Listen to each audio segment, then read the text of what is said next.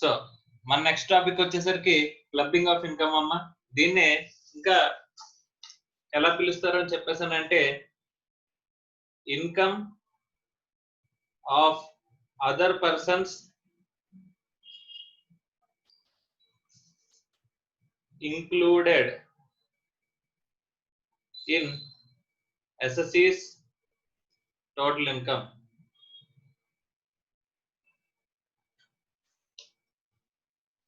Right. Income of other persons included in SSC's total income అని చెప్పేసి చెప్తున్నాడండి. అసలు ఈ కాన్సెప్ట్ రావడానికి బేసిక్ ఎలిమెంట్ ఏంటి అని చెప్పేసి అంటే ఒకసారి మనం డిస్కస్ చేద్దాం ఒక ఎగ్జాంపుల్ ద్వారా. ఓకే, ఏ అనే ఒక పర్సన్ ఉన్నాడంటండి, వాడికి శాలరీ ఇన్కమ్ వస్తుందంట. ఓకే, శాలరీ ఇన్కమ్ వస్తుందంట. శాలరీ ఇన్కమ్ ఎంత అంటే 10 lakhs. Okay right. వీడికి ఒక హౌస్ ఉందంట. ఒక హౌస్ ఉందంట. హౌస్ మీద ఏమొస్తుందంట? రెంట్ వస్తుందంట. ఓకే, రెంట్ ఎంత వస్తుందంటే ఇది అడిషనల్ అండి. రెంట్ పర్ ఇయర్ వచ్చేసరికి per annum వచ్చేసరికి 5 lakhs వస్తుందంట. ఓకే, ఇక్కడ ఏం జరిగిందని చెప్పేసానంటే వీడికి శాలరీ ఏదైతే ఉంటుందో శాలరీ వీడి చేతుల్లోనే వస్తుంది కాబట్టి వీడు ఏం చేయలేడండి, he cannot avoid the tax on the salaries. Okay, ఇప్పుడు ఈ 10 lakhs వల్ల ఇక్కడ 5 lakhs ఏ పర్సన్ స్లాబ్ లోకి వెళ్ళిపోతుందంటే కనుక 30% స్లాబ్ లోకి వెళ్ళిపోతుందంట. హౌస్ మీద వచ్చే రెంట్ 30% స్లాబ్ లో ట్యాక్స్ పడుతుందంట అండి. he wants to just save the some tax అని సేవ్ చేద్దాం అని చెప్పేసి అనుకున్నాడు అంటండి. అందువల్ల వీడు ఏం చేశాడంటే వీడి వైఫ్ కి ఏ వైఫ్ కి ఏం చేశాడంట, ఈ రెంట్ ని ట్రాన్స్ఫర్ చేశాడంట. రెంట్ ని ఏం చేశాడంటే అండి వాళ్ళ వైఫ్ అకౌంట్ లోకి వేయించుకుంటున్నాడంట 5 lakhs కూడా రెంట్. ఓకే, ఈ రెంట్ ఏదైతే ఉందో ఈ రెంట్ వీడు తీసుకోవడం మానేసి ఏం చెప్తున్నాడండి, ఈ రెంట్ ని డైరెక్ట్ గా వాళ్ళ వైఫ్ అకౌంట్ లో డిపాజిట్ చేయించుకుంటున్నాడంట అండి. సో దట్ ఈ 5 lakhs ఆవిడ అకౌంట్ లో కనుక వస్తే కనుక ఆవిడ అకౌంట్ లో చూపించుకొని ఆవిడకి రెంటల్ ఇన్కమ్ వచ్చినట్టు చూపించుకుని అక్కడ షీ హాస్ నో ఇన్కమ్, ఇక్కడ ఆవిడకి ఇన్కమే లేదు. అలాంటప్పుడు 5 lakhs వరకు అంటే చాలా తక్కువ స్లాబ్ లో మనకి ట్యాక్సబుల్ అవుతుంది, నాట్ 30% స్లాబ్. సో అలా మనం ట్యాక్స్ రేట్ తగ్గించుకుందాము అని చెప్పేసి అనే ఉద్దేశంతో దురుద్దేశంతో ఏం చేశాడండి, ఇన్కమ్ ని ట్రాన్స్ఫర్ చేశాడండి. Okay, so only income transfer చేశాడు, రెండు హౌస్ ట్రాన్స్ఫర్ చేయలేదు. ఓకే, ఇలాంటి పిచ్ ట్రాన్సాక్షన్స్ కనుక మనం చేద్దామని చెప్పేసి ట్రై చేస్తే కనుక అంటే to avoid tax, mainly to avoid tax ని అవాయిడ్ చేయడానికి కానీ or reduce the tax liability.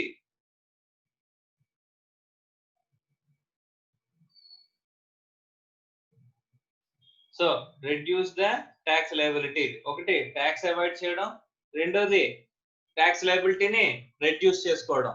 ఈ రెండిట్లో ఏదైనా చేయాలనే ఇంటెన్షన్ తో మీరు ఏదైనా ట్రాన్సాక్షన్ చేసినట్లయితే దాన్ని తీసుకొచ్చి మళ్ళీ ఏం చేస్తున్నారండి, ఇక్కడ మనకు సంబంధించిన ఇన్కమ్స్ లోనే ఇంక్లూడ్ చేస్తారు. ఇక్కడ మన ఇన్కమ్ లోనే తీసుకొచ్చి ఇంక్లూడ్ చేసే ప్రొవిజన్స్ అంటండి. దాన్నే clubbing provisions. Income of other persons included in SSC's total income, SSC total income లో యాడ్ చేస్తారంట. సార్ ఇలాంటి కాన్సెప్ట్ మనం ఎక్కడో చదివాం సార్, ఎక్కడ సార్ అని చెప్పేసానంటే డీమ్డ్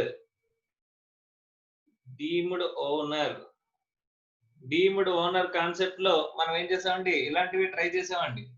ఓకే, సో అక్కడ కూడా మనం అక్కడ ప్రాపర్టీని వేరే వాళ్ళకి ట్రాన్స్ఫర్ చేసినా సరే మనల్ని ఏమన్నారండి, ట్రూ ఓనర్ అని చెప్పేసి అని మన చేతిలోనే ట్యాక్స్ చేసే కేసెస్ మనం చాలా చూసామండి. ఓకే, ఇక్కడ డీమ్డ్ ఓనర్ అని చెప్పేసి ఇన్కమ్ ఫ్రమ్ హౌస్ ప్రాపర్టీలో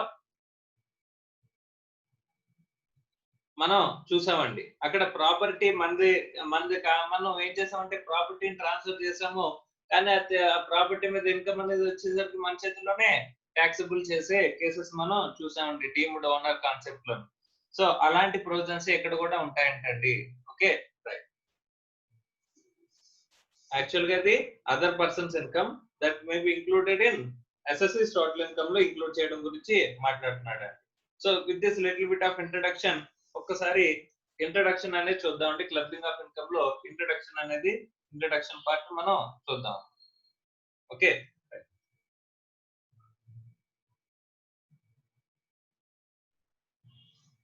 చూడండి పేజ్ నెంబర్ 352 లో చూడమ్మా. Under the Income Tax Act, income of a person is chargeable to tax only in the case of that person and not in the case of any other person. అంటే ఇప్పుడు ఎవరైనా income earn చేస్తే income tax act లో వాడి చేతుల్లోనే tax చేస్తాం కానీ వేరే వాడి చేతుల్లో ట్యాక్స్ చేయము అని చెప్పేసి అని అంటున్నారు. కానీ in certain cases with a view to reduce the tax burden, మనం ఏం చేద్దాం అనుకుంటున్నాం, want to reduce the tax liability, tax burden, or to avoid the tax liability. Okay, persons having huge total taxable income may shift a portion of their income to a person who do not have taxable income or are taxable at a lower rates or fall under the lower slab rates of the taxable income. This may be achieved by transferring or gifting income generating assets or by increasing the revenue earning capacity of certain family members అని చెప్పేసి అని అంటున్నాడండి. అంటే ఇప్పుడు ఎవరికైతే ఎక్కువ tax liability వచ్చే slab లో ట్యాక్సిబుల్ అవుతున్నాడో వాడు ఈ ట్యాక్స్ లయబిలిటీ తగ్గించుకోవడం కోసం ట్యాక్సిబుల్ ఇన్కమ్ లేని పర్సన్స్ కానీ లేకపోతే తక్కువ స్లాబ్ లో ట్యాక్సిబుల్ అయ్యే పర్సన్స్ కానీ ఇక్కడ వాడి ప్రాపర్టీని కానీ రెవెన్యూ జనరేటింగ్ అసెట్స్ కానీ రెవెన్యూని కానీ ట్రాన్స్ఫర్ చేసినట్లయితే అలాంటి కేసెస్ లో మనం మళ్ళీ తీసుకొచ్చి వాడి చేతుల్లోనే ట్యాక్సిబుల్ చేసే విధంగా పెట్టిన ప్రొవిజన్సే income of other persons included in the assessee's total income, దాన్నే క్లబ్బింగ్ ఆఫ్ ఇన్కమ్ అని చెప్పేసి చెప్తున్నారంటండి. Okay, legislature has considered it appropriate to enact the provisions of section 60 to 65 with a view to check such measures. ఇలాంటివి ఏమైనా మీరు transactions చేస్తే check చేయడానికి మనకి ఏ సెక్షన్స్ ఇంట్రడ్యూస్ చేశారంటే సెక్షన్ 60 నుంచి 60 to 65 deals with clubbing of income. Clubbing of income తో మనం ఇక్కడ ఈ సెక్షన్స్ లో మనకి చెప్తున్నాడు అంటే. Okay, right. In view of these provisions, although the income may be derived by a person, it is sought to be clubbed in the case of another persons and taxed, so as to protect the interest of the revenue, since the clubbing provisions uniformly operate both reference to income as well as losses. Okay, ఇది already మనం losses గురించి మాట్లాడుకున్నప్పుడు చెప్పామండి. These clubbing provisions, ఈ clubbing provisions అనేవి మనం ఏవైతే చూపిస్తున్నామో ఈ క్లబ్బింగ్ ప్రొవిజన్స్ అనేవి అంటే వేరే వాళ్ళు ఇన్కమ్ తీసుకొచ్చి ఇక్కడ వీడి ఇన్కమ్ లో క్లబ్ చేసేటప్పుడు not only income and also losses. Sir ఒకవేళ లాసెస్ కనుక ఇలా ఇంక్లూడ్ చేయడం మొదలెట్టామని చెప్పేసానంటే అక్కడ ఎస్ఎస్సికి అడ్వాంటేజ్ వచ్చే అవకాశం ఉంటుంది కదా సార్. ఇక్కడ ఎస్ఎస్సికి ఎంతవరకు డిసడ్వాంటేజ్ అవుతుందో అంతవరకు అడ్వాంటేజ్ కూడా వచ్చే అవకాశం కూడా క్లబ్బింగ్ ప్రొవిజన్స్ లో ఉంటదండి. ఓకే, సో వేరే వాటి ఇన్కమ్ మన ఇన్కమ్ లో ఇంక్లూడ్ చేస్తున్నప్పుడు అక్కడ వేరే వాటికి అదే ఆ పోర్షన్ ఆఫ్ ది ఇన్కమ్ ఎలాగైతే ఇంక్లూడ్ చేస్తున్నారో అలాగే ఆ పోర్షన్ ఆఫ్ ది లాసెస్ కనుక వచ్చినట్లయితే ఆ లాసెస్ ని కూడా ఇంక్లూడ్ చేసే ప్రొవిజన్స్ ఇక్కడ అప్లికబుల్ అవుతాయి అని చెప్పేసి చెప్తున్నారండి. Okay, some times these provisions may be advantageous to the taxpayer. Taxpayer కు అడ్వాంటేజ్ కూడా తీసుకురావచ్చు. Loss of a person having no taxable income or lower slab of taxable income may get shifted to a person who has a higher slab of taxable income and therefore may save tax to that extent అంటున్నాడు. అంటే clubbing గురించి set of and carry forward losses లో ఒక point మాట్లాడుకున్నామండి. Clubbing provisions వల్ల ఇన్కమే కాదు losses కూడా మనకి అక్కడ క్లబ్ చేసే అవకాశం ఉంటుంది అని చెప్పేసి చెప్తున్నాం. అంటే లాసెస్ వల్ల ఏమొస్తుంది, అడ్వాంటేజ్ అనేది వస్తుంది. ఇప్పుడు అడ్వాంటేజ్ ఎలా వస్తుంది సార్, ఇప్పుడు ఒకటి దగ్గరికి మనం అమౌంట్ ఇన్వెస్ట్ చేస్తాం, బిజినెస్ లో లాస్ వచ్చింది, అది మన దాంట్లో ఇంక్లూడ్ చేస్తాం, మనం తీసుకొచ్చి ఇంక్లూడ్ చేశారు అనుకోండి, ఆ లాసెస్ మనకి మన ఇన్కమ్స్ లోంచి సెటప్ అవుతాయి. So that we can be advantageous with such a transaction that the clubbing with the provisions of this clubbing provisions ఎక్కడి నుంచి ఎక్కడి వరకు ఉన్నాయంటే section 60 to 65. So let us start with the first section 60. అంటే ఇక్కడ background ఏంటంటే వీడు tax ని అవాయిడ్ చేయడానికి కానీ రెడ్యూస్ ద ట్యాక్స్ లయబిలిటీ కోసం కానీ వీడు వేసే ఏదైనా ట్రాన్సాక్షన్స్ అంటే ఇక్కడ ట్యాక్స్ ని అవాయిడ్ చేయడానికి కానీ రెడ్యూస్ ద ట్యాక్స్ లయబిలిటీని రెడ్యూస్ చేసుకోవడానికి కానీ వీడు చేసే ట్రాన్సాక్షన్స్ ఏవైతే ఉన్నాయో అంటే టు అవాయిడ్ అది అవాయిడ్ చేయడానికి అని చెప్పేసి అన్నట్టు కనుక కనిపించినట్లయితే అక్కడ ఏం అప్లికబుల్ అవుతాయి ఏంటండి సెక్షన్ 60 to 65 ప్రొవిజన్స్ అనేవి మనకి అప్లికబుల్ అవుతాయి అని చెప్పేసి అని చెప్తున్నారు. Okay right.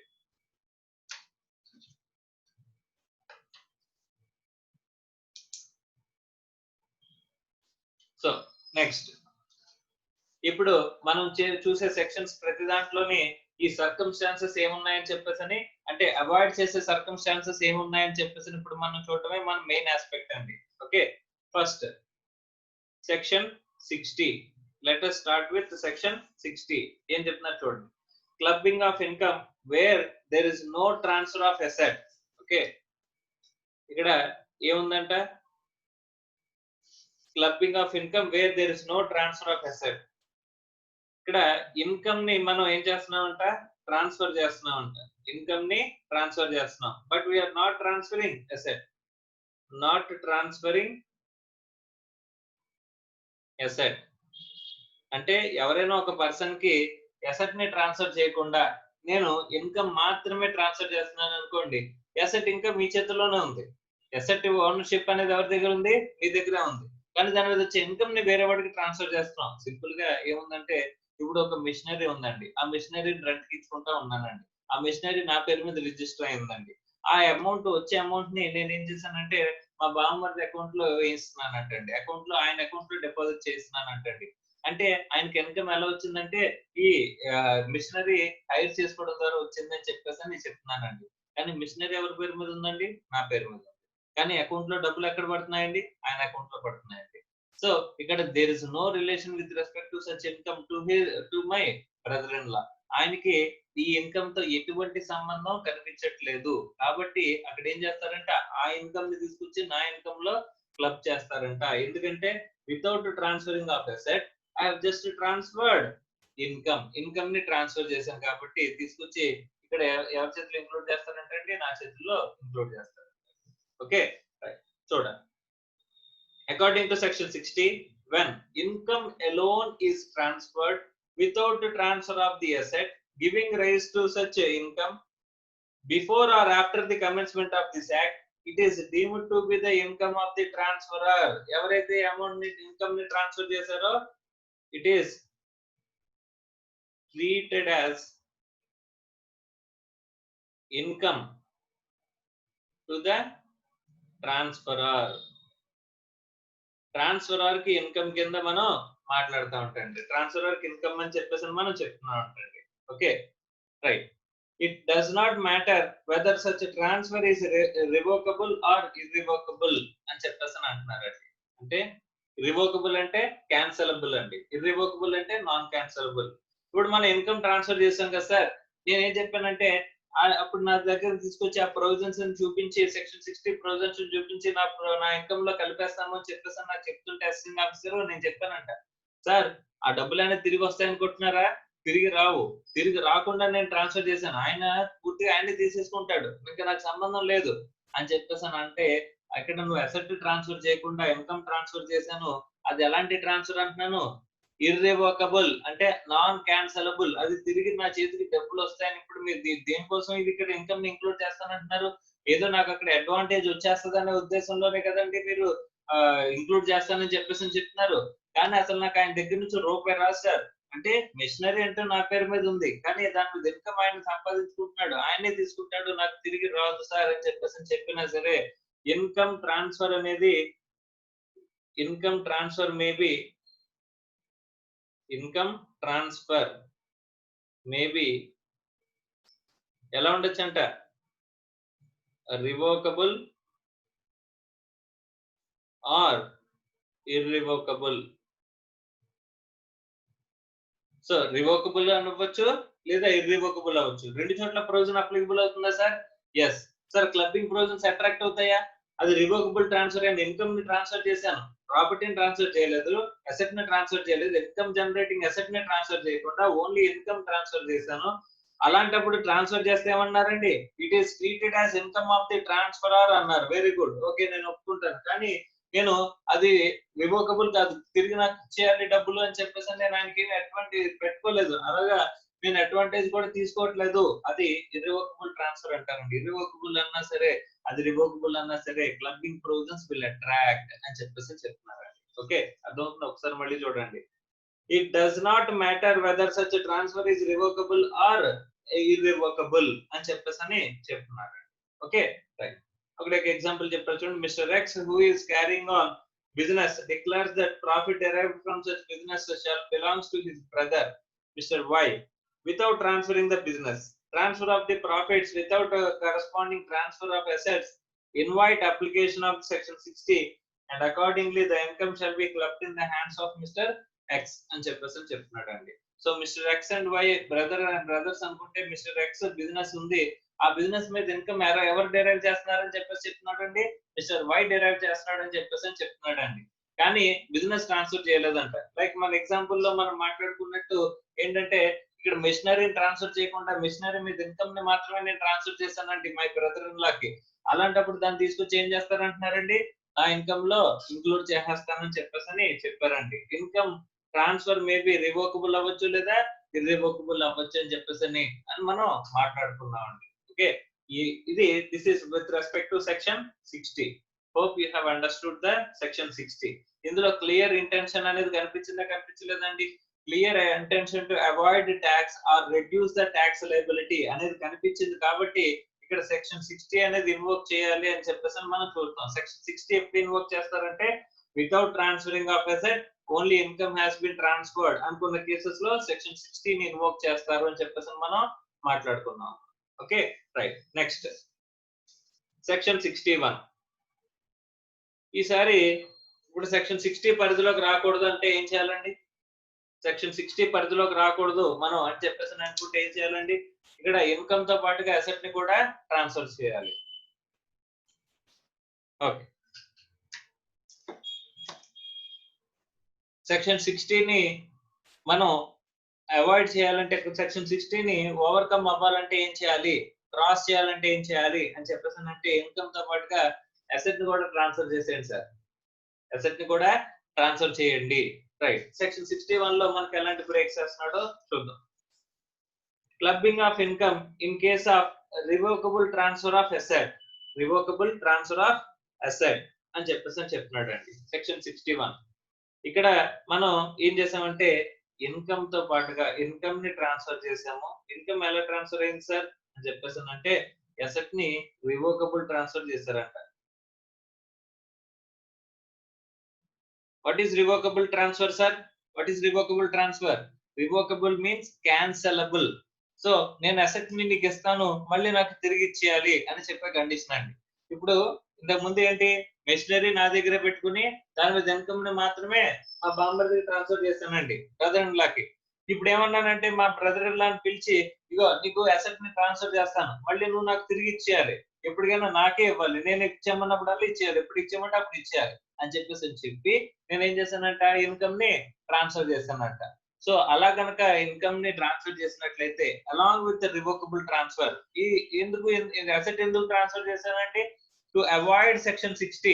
సెక్షన్ 60 ని అవాయిడ్ చేయడానికి కనుక ఇన్కమ్ ని ట్రాన్స్ఫర్ చేసి అసెట్ ని ట్రాన్స్ఫర్ చేయకపోతే సెక్షన్ 60 అట్రాక్ట్ అవుతుందనే ఉద్దేశంలో నేను సెక్షన్ 61 కి వెళ్ళాను అనుకోండి. ఇన్కమ్ ని ట్రాన్స్ఫర్ చేశాను కానీ ఇంకా అసెట్ ని ట్రాన్స్ఫర్ చేయలేదని, సరే అసెట్ ని ట్రాన్స్ఫర్ చేయలేదని అనిపించుకోకుండా అసెట్ ని ట్రాన్స్ఫర్ చేశాను, కానీ లాజికల్ గా ఏం చేశానంటే, రివోకబుల్, ఎప్పటికైనా నాకు తిరిగి వచ్చేస్తుంది అసెట్, రివోకబుల్ ట్రాన్స్ఫర్ చేశాను. ఆయనకి ఇస్తూనే ఒక కండిషన్ పెట్టాను, నువ్వు ఎప్పటికైనా సరే అసెట్ ని నాకు తిరిగి ఇవ్వాలని నేను కండిషన్ అనేది పెట్టానంటండి. అలాంటి రివోకబుల్ ట్రాన్స్ఫర్ ఏదైనా కనుక చేసినట్లయితే, నేను అలాంటి రివోకబుల్ ట్రాన్స్ఫర్ ఏదైనా చేసినట్లయితే, ఆ రివోకబుల్ ట్రాన్స్ఫర్ చేస్తే అక్కడ కూడా ఏం అట్రాక్ట్ అవుతుందంట, క్లబ్బింగ్ అనేది అట్రాక్ట్ అవుతుందంట. సో క్లబ్బింగ్ అనేది అట్రాక్ట్ అవుతుందంట. చూడండి, where there is a revocable transfer of asset by a person to another person, any income arising from such asset shall be included in the total income of the transferor and taxed accordingly అని చెప్పేసి చెప్తున్నాడండి. Okay, so taxed accordingly అని చెప్పేసి చెప్తున్నాడు. Where there is a revocable transfer of asset by a person to another person, any income arising from such asset shall be included in the total income of the transferor. తీసుకొచ్చి ఏం చేస్తారంట, total income of the transferor లోకి include చేసేస్తారంట. Income included in transferor's income. Okay, transferor యొక్క income లోకి include చేసేస్తారు అని చెప్పేసి చెప్తున్నాడండి. ఇన్కమ్ ని ట్రాన్స్ఫర్ చేశారు, అలాగే రివోకబుల్ ట్రాన్స్ఫర్ చేశారంటండి. అలాంటి కేసులో ఏం చేస్తారంట, ఇక్కడ income clubbed in the hands of the transferor income లోకి ఇంక్లూడ్ చేసేస్తారు అని చెప్పేసి చెప్తున్నారు. సార్ సెక్షన్ 61 లో మనం ఏం చేసాం, రివోకబుల్ ట్రాన్స్ఫర్ చేసామండి. ఇన్కమ్ తో పాటుగా రివోకబుల్ ట్రాన్స్ఫర్ చేస్తే అప్పుడు ఇన్కమ్ ని తీసుకొచ్చి క్లబ్ చేసేస్తాము అని చెప్పేసి చెప్పారు. అంతే కదా? Yes sir, right sir. ఈ జనరల్ గా ఎక్కడ జరుగుతాయి సార్ ఇలాంటి ట్రాన్సాక్షన్స్ అన్ని కూడా?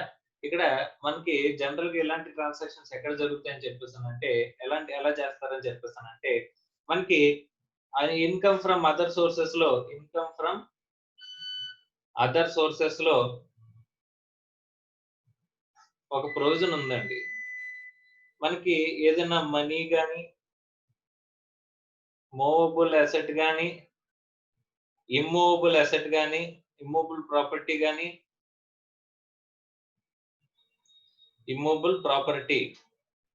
మనకి ఏమవుతుందంటే, ట్రాన్స్ఫర్ జరిగినప్పుడు, ఇమ్మూవబుల్ ప్రాపర్టీ గాని ట్రాన్స్ఫర్ జరిగినప్పుడు అక్కడ ఏమవుతుందండి, అక్కడ ఎవరికైనా సరే వితౌట్ కన్సిడరేషన్ గాని ఆర్ inadequate consideration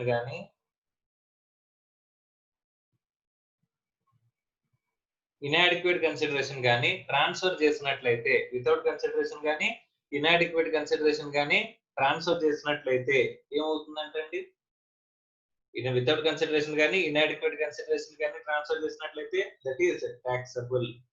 బట్ దీనికి కొన్ని ఎక్సెప్షన్స్ ఉన్నాయండి. ఈ ఎక్సెప్షన్స్ ఉపయోగించుకునే ఈ క్లబ్బింగ్ ప్రొవిజన్స్ కి మనం నాంది వేస్తామండి. ఓకే, ఎక్సెప్షన్స్ లో ఏమున్నాయండి, relative. Okay, relative definition already మాట్లాడుకున్నాం. ఇలాంటి రిలేటివ్ డెఫినిషన్ లో ఆ రిలేటివ్ డెఫినిషన్ కనుక ఇమ్మూవబుల్ ప్రాపర్టీ కానీ, మూవబుల్ ప్రాపర్టీ కానీ, మనీ కానీ మనం ట్రాన్స్ఫర్ చేసినట్లయితే అక్కడ నుంచి మనకి ఏమవుతుందండి, it is not considered as ఇక్కడ మనకి taxable in the hands of the, ఇప్పుడు ఇక్కడ రిసిపియంట్ చేతుల్లో మనకి టాక్సబుల్ కాదండి. అదే ఇమ్మూవబుల్ ప్రాపర్టీని రిలేటివ్ కాకుండా థర్డ్ పార్టీకి ట్రాన్స్ఫర్ చేయండి. అదే మూవబుల్ ప్రాపర్టీని స్పెసిఫైడ్ మూవబుల్ అసెట్స్ ఏవైతే ఉన్నాయో, మూవబుల్ అసెట్స్ అంటే అన్ని కవర్ అవ్వని చెప్పేసి మనం మాట్లాడుకున్నాం. అదర్ సోర్సెస్ లో మనం మాట్లాడుకున్నప్పుడు ఇక్కడ మూవబుల్ అసెట్స్ లో అన్ని కవర్ అవ్వని చెప్పేసి ఒక విషయం చెప్పుకున్నాం. ఒక్కసారి అదర్ సోర్సెస్ అనే హెడ్ లో ఈ పాయింట్ తీయండి అమ్మా.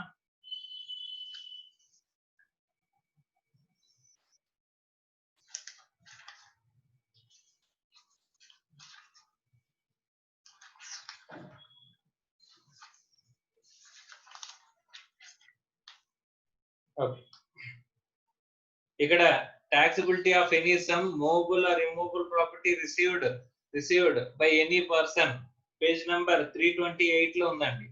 సో ఇక్కడ ప్రాపర్టీ అంటే మూవబుల్ ప్రాపర్టీ వచ్చేసరికి, property means the following capital assets of the assessee, namely immovable property being land or building or both అంటున్నారు.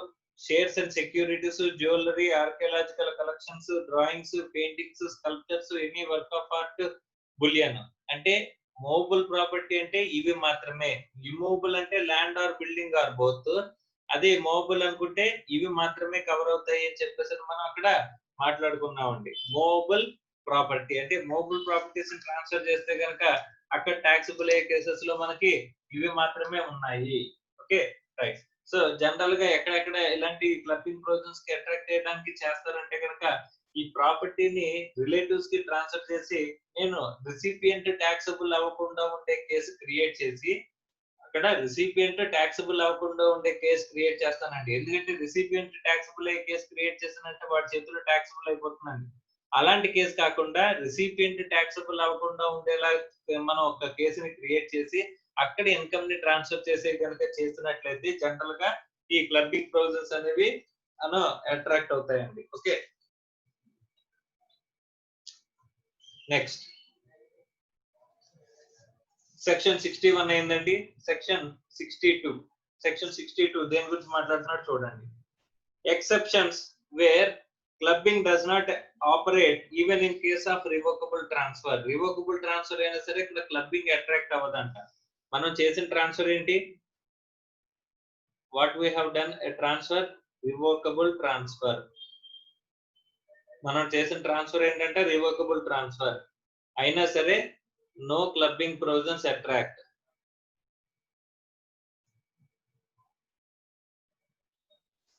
ఎక్కడ సార్ క్లబ్బింగ్ ప్రొవిజన్స్ ఎక్కడ అట్రాక్ట్ అవ్వవు సార్ అని చెప్పేసానంటే చూడండి. In the following circumstances mentioned under section 62, the provisions of section 61 does not apply. Okay, section 62 దగ్గర ఏ provisions applicable కావంటండి? section 61 does not apply. Section 61 లోనే కదండి రివోకబుల్ ట్రాన్స్ఫర్ గురించి మాట్లాడారు. అలాంటి రివోకబుల్ ట్రాన్స్ఫర్ ఏదైతే ఉంటుందో ఆ రివోకబుల్ ట్రాన్స్ఫర్ ప్రొవిజన్స్ అనేవి సెక్షన్ 62 దగ్గర జనరల్ గా అప్లికబుల్ కాదంట. ఏంటవి?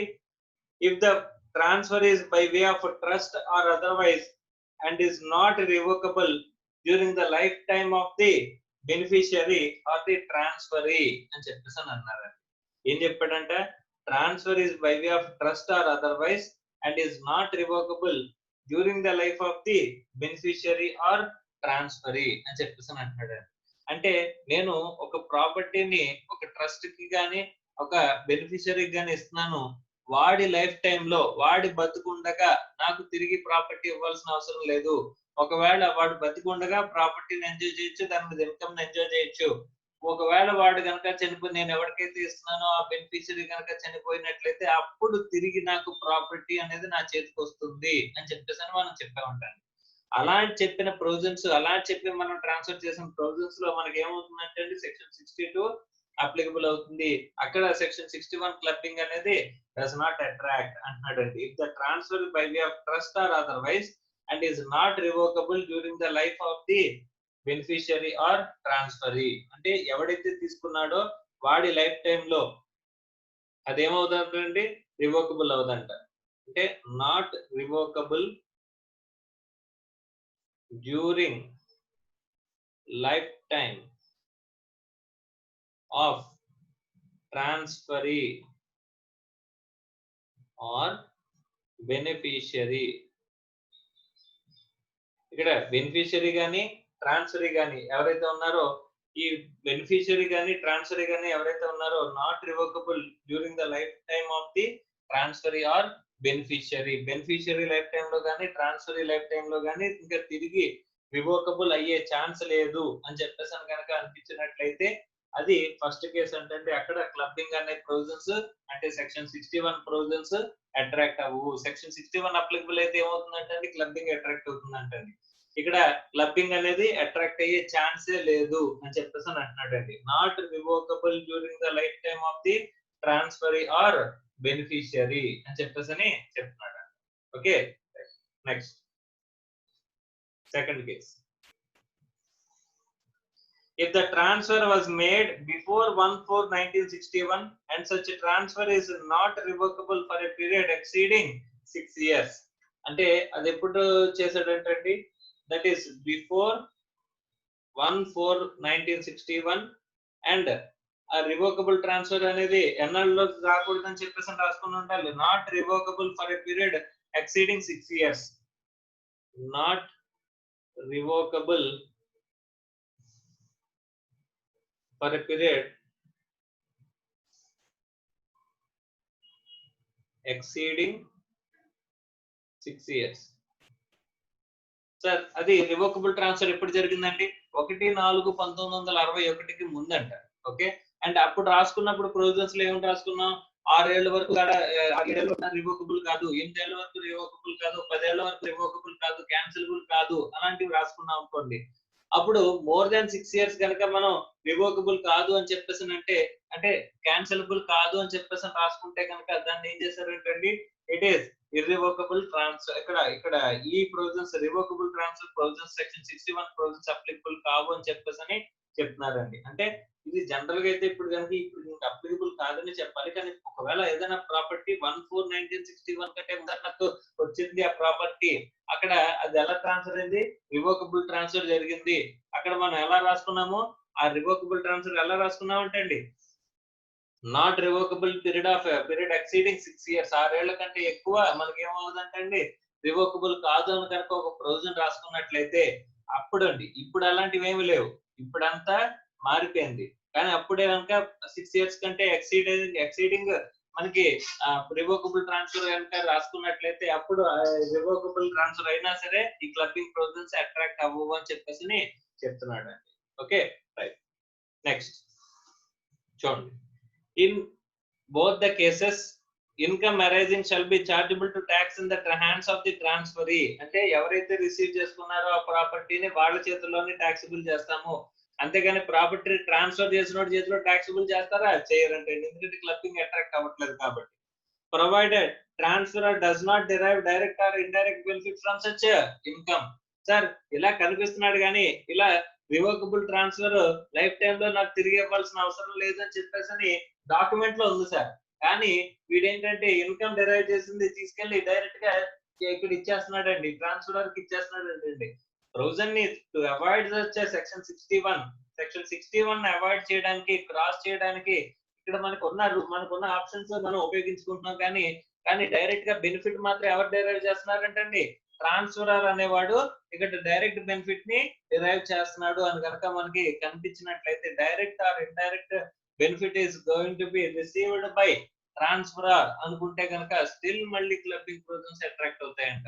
ఏం లేదండి, ఇప్పుడు ఈ మెషినరీ ఉంది, ఆ మెషినరీని పూర్తిగా నీకు నీ లైఫ్ టైమ్ లో నాకు తిరిగి ఇవ్వాల్సిన అవసరం లేదని చెప్తే నేను ట్రాన్స్ఫర్ చేశాను. కానీ దాని ఇన్కమ్ ని తీసుకొచ్చి మళ్ళీ నా చేతిలో తీసేసుకుంటున్నాను. అంటే అక్కడ ఇన్కమ్ ఏదైతే అర్న్ చేస్తారో ఆ ఇన్కమ్ ని తీసుకొచ్చి నా చేతిలో రిసీవ్ చేసేసుకుంటున్నాను, డైరెక్ట్ గా కానీ ఇండైరెక్ట్ గా కానీ.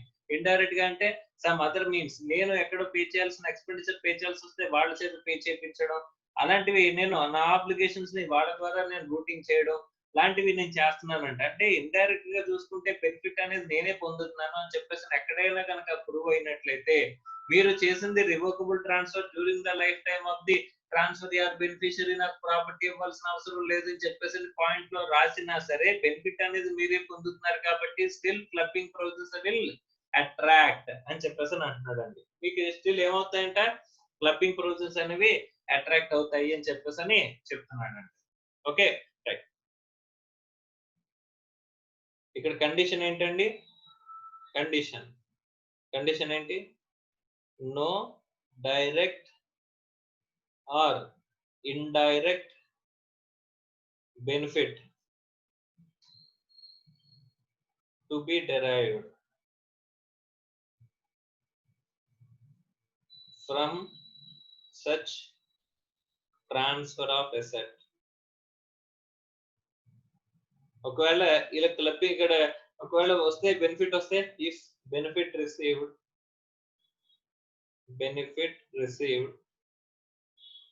ఒకవేళ బెనిఫిట్ రిసీవ్ అయితే దెన్ ఏమవుతుందండి, క్లబ్బింగ్ అట్రాక్ట్స్. అంటే ఆ బెనిఫిట్ అనేది డెరైవ్ చేయనంత వరకు కూడా మనకి ఏ ప్రాబ్లం లేదండి. బెనిఫిట్ డెరైవ్ చేసామని చెప్పేసి కనుక మనకి ఎక్కడైనా కనిపించిందా మీకు, అసలు దేని వల్ల మీరు జెన్యూన్ కేసు ఏమో అని చెప్పేసి మీకు బెనిఫిట్ ఇద్దామని చెప్పేసి సెక్షన్ 62 తీసుకొచ్చారండి.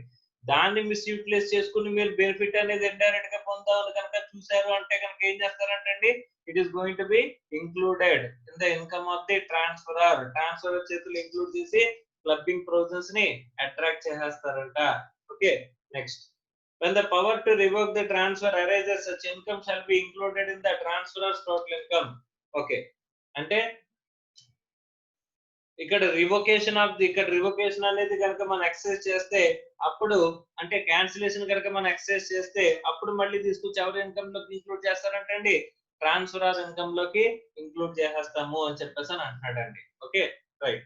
So this is with respect to section 62 అండి. Next 63.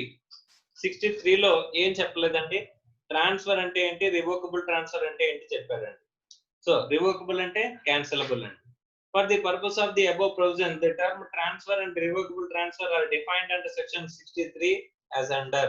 A transfer shall be deemed to be the revocable if it contains any provisions for the retransfer directly or indirectly of the whole or any part of the income or assets to the transferor, or it gives the transferor a right to reassume power directly or indirectly over the whole or part of the income or assets అని చెప్పేసి అని అంటున్నాడండి. Transfer అంటే ఏంటి, అలాగే revocable transfer అంటే ఏంటి చూసే డెఫినేషన్ చూసేటప్పుడు రివోకబుల్ అంటే ఏంటి, క్యాన్సలబుల్ అని చెప్పేసి అని చెప్తున్నాడండి. Transfer includes settlement, trust, covenant, agreement or arrangement, ఇవన్నీ కూడా మనకి ఎందులోకి వస్తాయంటే, కోవెనెంట్ అంటే it's nothing but part of agreement అండి. అగ్రిమెంట్ లోకే తీసుకొచ్చండి. ఓకే, ఒక డాక్యుమెంట్ అంతే. So definition of transfer and revocable transfer అనేవి ఎక్కడ చెప్పాడంటే సెక్షన్ 63 లో చెప్పాడంట. Next section 64. ఓకే, ఈ సెక్షన్ 64 లో మనం మాట్లాడుకునేటప్పుడు ఏమేమి ఉన్నాయంటే, income arising to spouse, sons wife, minor child,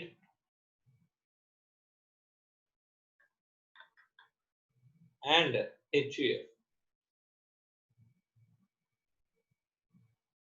to be clubbed. ఎవరెవరి గురించి అండి, ఇన్కమ్ అరైజింగ్ టు స్పౌస్ గాని, సన్స్ వైఫ్ గాని, మైనర్ చైల్డ్ గాని అండ్ హెచ్యుఎఫ్ గాని, వీళ్ళ చేతుల్లో వచ్చిన ఇన్కమ్ ని మన ఇన్కమ్ లోకి ఎప్పుడు క్లబ్ చేస్తారు అనే ప్రొవిజన్స్ ఎక్కడ డిస్కస్ చేశారంట, సెక్షన్ 64 లో డిస్కస్ చేశారంట. సో ఇందులో ఒక్కొక్కరుగా మనం మాట్లాడుకుందాం అండి. First 64 subsection 1. ఫస్ట్ 64 సబ్సెక్షన్ 1 ఎవరి గురించి మాట్లాడుతుందంట, income of a spouse.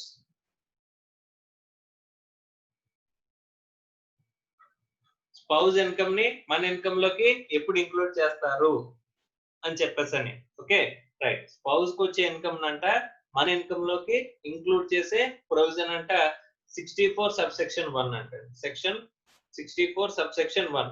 Total 64 లో ఎవరెవరి గురించి మాట్లాడారండి, స్పౌస్ గురించి మాట్లాడారు, సన్స్ వైఫ్ గురించి మాట్లాడారు, మైనర్ చైల్డ్ గురించి మాట్లాడారు అండ్ ఆల్సో హెచ్ఎఫ్ గురించి మాట్లాడారు. అందులో ఫస్ట్ స్పౌస్ గురించి మనం చూస్తున్నాం. స్పౌస్ గురించి మాట్లాడే సెక్షన్ ఏంటంటే section 64 subsection 1, income of spouse. Spouse కు వచ్చిన ఇన్కమ్ ని ఎప్పుడు ఇంక్లూడ్ చేస్తారు, ఎప్పుడు క్లబ్ చేస్తారు. ఓకే రైట్, చూద్దాం. చూడండి, in computing total income of any individual, there shall be clubbed all such income arising directly or indirectly to the spouse in the following circumstances. అంటే ఈ సర్కమ్స్టాన్సెస్ లో స్పౌస్ కి ఏ మాత్రం ఇన్కమ్ వచ్చినా సరే ఆ ఇన్కమ్ ని తీసుకొచ్చి ఏం చేస్తారంట, క్లబ్బింగ్ అనేది అట్రాక్ట్ చేస్తాము అని చెప్పేసి చెప్తున్నారండి. Income of a spouse clubbed in the following cases.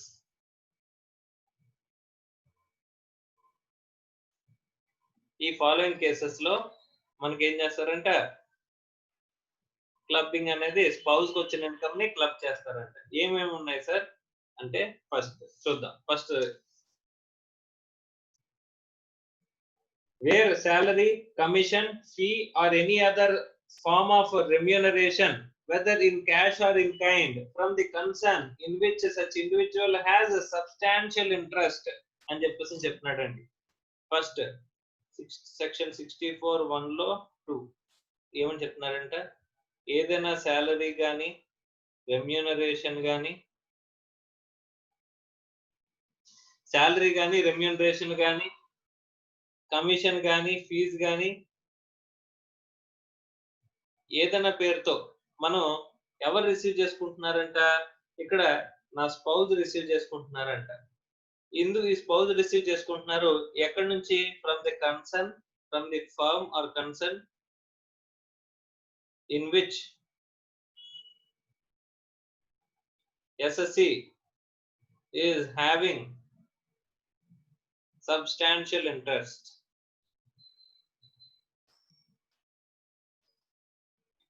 ఎక్కడైతే ఎస్ఎస్సి హ్యావింగ్ సబ్స్టాన్షియల్ ఇంట్రెస్ట్ ఉంటుందో అలాంటి కన్సర్న్ లో స్పౌజ్ సాలరీ గానీ, రెమ్యూనరేషన్ గానీ, కమిషన్ గానీ, ఫీ గానీ, any other aspect by whatever name called అనేది రిసీవ్ చేసుకున్నట్లయితే సెక్షన్ 64(1) లో ఇక్కడ ఏం చేస్తారంటే అండి, ఇక్కడ క్లబ్బింగ్ అనేది అట్రాక్ట్ చేస్తారంట. ఎవరి చేతిలో క్లబ్ చేస్తారంట? మన ఎస్ఎస్సి కేసులో, మన ఎస్ఎస్సి హ్యాండ్స్ లో క్లబ్ చేస్తారంట. ఎందుకు సార్? ఇప్పుడు సింపుల్ గాని మనం రిసీవ్ చేసుకోకుండా ఇక్కడ సబ్స్టాన్షియల్ ఇంట్రెస్ట్ ఉన్న ఫర్మ్ లోంచి డబ్బులు మనకు రావాలనుకోండి, మనకు వస్తే మన చేతిలో ట్యాక్సిబుల్ అయిపోతుందనే ఉద్దేశంలో ఇక్కడ ఏం చేస్తారంటే, లేకపోతే డిజల్వెన్స్ అనేది అట్రాక్ట్ అవుతుందనే ఉద్దేశంలో మనం ఏం చేస్తున్నామంటే మన స్పౌస్ పేరు మీద కనుక పెట్టినట్లయితే, ఇప్పుడు ఒక పార్ట్నర్షిప్ ఫర్మ్ ఉందండి. ఆ పార్ట్నర్షిప్ ఫర్మ్ లో నేను పార్ట్నర్ ని అనుకుంటే, నేను పార్ట్నర్ గా సాలరీ అయినా రిసీవ్ చేసుకున్నట్లయితే, రెమ్యూనరేషన్ కనుక రిసీవ్ చేసుకున్నట్లయితే మనకి ఏముందండి, సమ్ రెస్ట్రిక్షన్ అంటే section 40B small B 40 small B లో మనకి ఏముందండి, ఇక్కడ రెమ్యూనరేషన్ రెస్ట్రిక్షన్స్ అనేవి మనకు ఉన్నాయి. సో 3 lakhs వరకు 90% of profits 3 lakhs profits 3 lakhs ఉంటే అందులో 90% పైన వాటి మీద 60% మాత్రమే restricted amount for all the partners అని చెప్పేసి మనకి రెస్ట్రిక్షన్ ఉందండి. కానీ అలా నేను రిసీవ్ చేసుకుంటే అక్కడ పార్ట్నర్షిప్ ఫర్మ్ కి డిజల్వెన్స్ అవ్వడం, పార్ట్నర్షిప్ ఫర్మ్ చేతులు ట్యాక్స్ అవ్వడం, ఇలాంటి కేసెస్ అనేవి ఎక్కువ అట్రాక్ట్ అవుతున్నాయండి. అందుకోసం అని చెప్పేసి అలాంటి ఒక ఫర్మ్ లో నాకు ఒక 40% వరకు ఉన్నది అంటే సబ్స్టాన్షియల్ ఇంట్రెస్ట్ అంటే మోర్ దాన్ 20% అండి.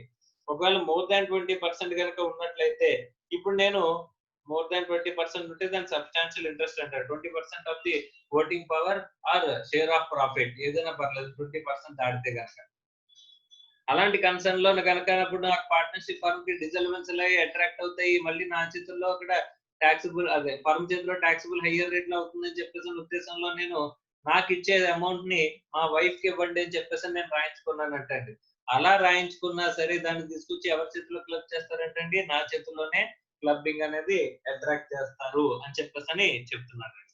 ఓకే, సెక్షన్ 64(1)(2) అంటే మళ్ళీ నా చేతుల్లో ఎక్కువ ఇన్కమ్ ట్యాక్సబుల్ అవ్వకుండా నేను నా సబ్స్టాన్షియల్ ఇంట్రెస్ట్ ఉన్న ఫర్మ్ లోంచి నేను ఏదైనా అమౌంట్ ని ఇక్కడ వేరే వాళ్ళకి ఇక్కడ స్పౌస్ కి నేను రాయించుకుంటే కనుక అని చెప్పేసి అంటున్నారు. Wear the asset is transferred to the spouse by that individual or otherwise for otherwise than for adequate consideration or in connection with an agreement to live apart in the income arising from such asset అని చెప్పేసి అంటున్నాడు. ఈ second case ఏంటి అంటే కనుక 64(1)(4) దేని గురించి మాట్లాడుతున్నాడు అంటే అండి, ఈసారి మనం అసెట్ ని transfer చేసేసామంట.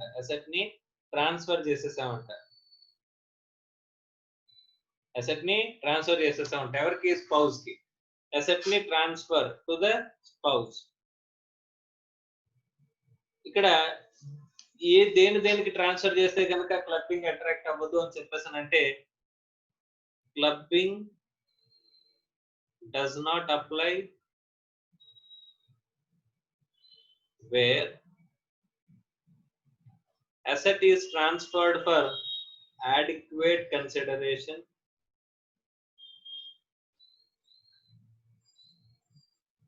or agreement to live apart.